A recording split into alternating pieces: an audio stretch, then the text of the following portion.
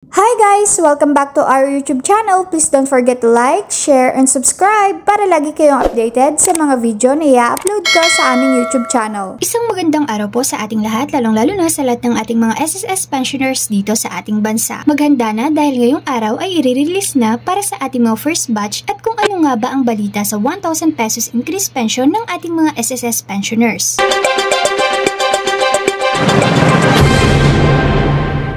Heto na ang pinakaaantay ng ating mga SSS pensioners. I-release na ngayong araw para sa mga first batch na mayroong date of contingency na mula sa 1st to 15th of the month para sa ngayong buwan ng Marso.